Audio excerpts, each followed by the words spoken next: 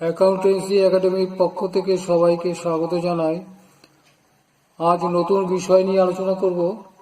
আগামী দিনে আপনারা চাকরির জন্য এসবিআই, আইবিপিএস, এসএসসি অর্থাৎ স্টাফ সিলেকশনে পরীক্ষা দেবেন। ওইসব পরীক্ষায় যে ধরনের ম্যাথ থাকে সেই নিয়ে আজকের আলোচনা। শুরুতে আইবিপিএস এবং এসবিআইতে চাকরির জন্য ব্যাংক সাকসেসে যে ম্যাথগুলো আছে সেগুলো ফলো করব। এই বইটা হয়তো অনেকের কাছেই আছে। এই ম্যাথগুলো অনেক ক্ষেত্রে একটু জটিলভাবে সমাধান করা হয়েছে। আমার ভিডিওতে চেষ্টা করব সহজভাবে সেই অঙ্কগুলো সলভ করার।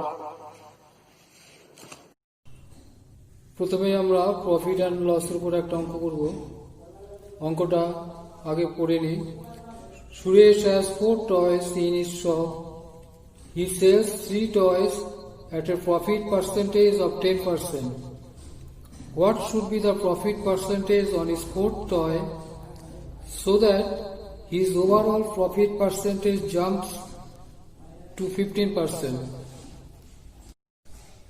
সুরেশের দোকানে 4টি খেলনা রয়েছে, তার মধ্যে সে 3টি খেলনা 10% প্রফিটে বিক্রি করেছে এবং 4th টয়েসটা কত পার্সেন্ট প্রফিটে বিক্রি করলে পরে তার ওভারঅল প্রফিট দাঁড়াবে 15%।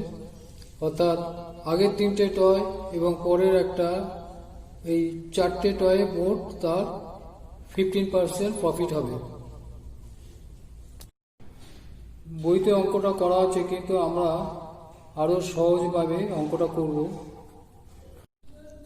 আমরা ধরে নিই প্রত্যেকটা টয়ের সিপি অর্থাৎ ক্রয় মূল্য ₹100।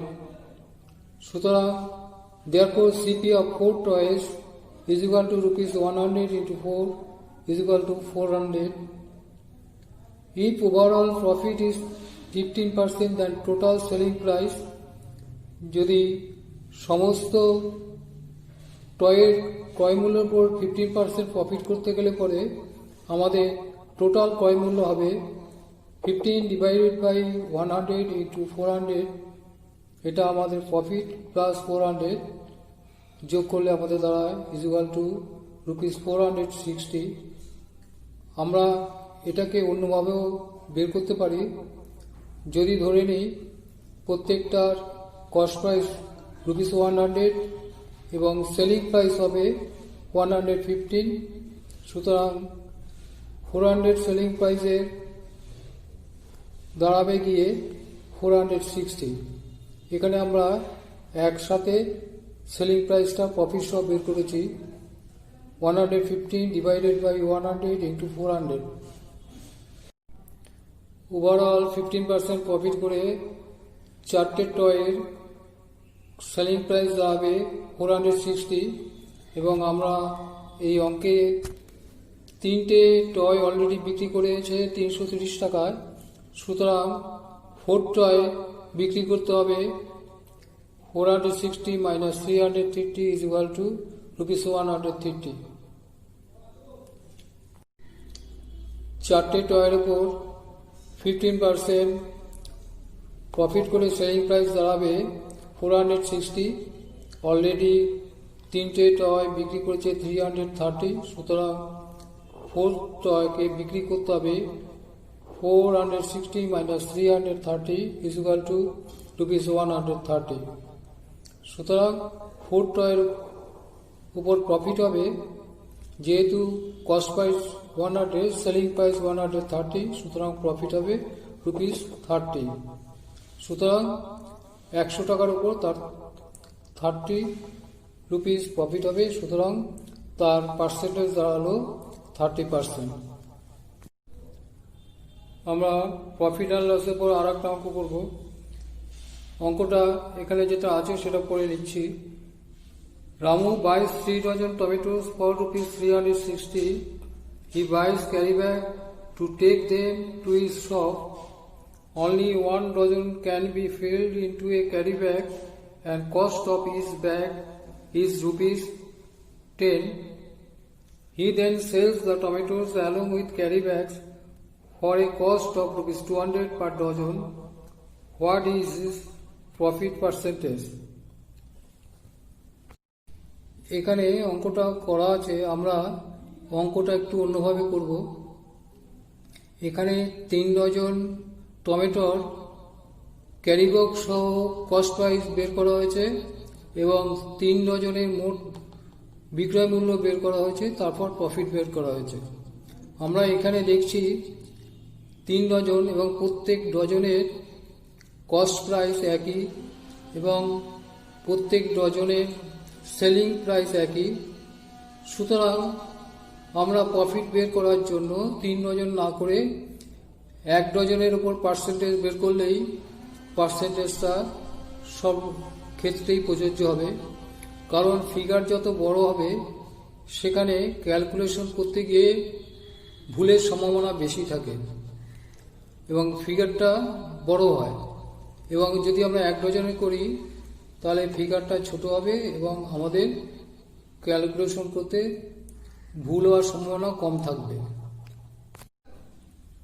ক্যারি ব্যাগ সহ 1 ডজন টমেটোর ক্রয় মূল্য হচ্ছে, টমেটোর মোট ক্রয় মূল্য 360 ডিভাইডেড বাই 3 হচ্ছে 1 ডজন, প্লাস পার ডজনে 10 টাকা ক্যারি ব্যাগ। সুতরাং রুপিস 130 হচ্ছে প্রত্যেক ডজন টমেটোর কস্ট প্রাইস। এখানে পার ডজনের সেলিং প্রাইস বলা হচ্ছে rupees 200।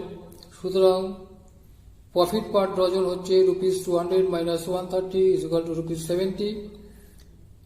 On rupees 130 profit rupees 70 এবং রুপিস 100 এ প্রফিট হবে 70 divided by 130 into 100 is equal to rupees 700 by 13 is equal to rupees 53.84। সুতরাং আমাদের 100 টাকায় প্রফিট হচ্ছে 53.84, অর্থাৎ 53.84%। আমরা পার্সেন্টেজের উপর একটা অঙ্ক দেখব। If 25% of a number m is equal to n, then n% of 25 is the same as, এখানে যে 4টে অ্যান্সার দেওয়া হয়েছে কিন্তু অ্যাকচুয়াল অ্যান্সার যেটা হবে নাম অফ দিস। অঙ্কটা এখানে একটু অন্যভাবে করা হয়েছে এবং এর ভাষাটাও একটু জটিল। আমরা যদি ভালো করে লক্ষ্য করি তাহলে খুব সহজ অঙ্ক। আমরা এই ভাষাটা একবার দেখে নিই। এম একটি সংখ্যা, তার 25% হচ্ছে এন এবং এন এর যে সংখ্যাটা বেরোবে সেই এন এর সংখ্যার 25% এম এর কত percent? Let us assume number m is equal to 100। আমরা মনে করি m নাম্বারটা হচ্ছে 100। So n is equal to 25, কারণ m এর 25% হচ্ছে n, সুতরাং n হচ্ছে 25। আবার বলা হয়েছে 25% of 25, মানে n এর যা মান বেরোলো তার আবার সেই 25 এর 25%।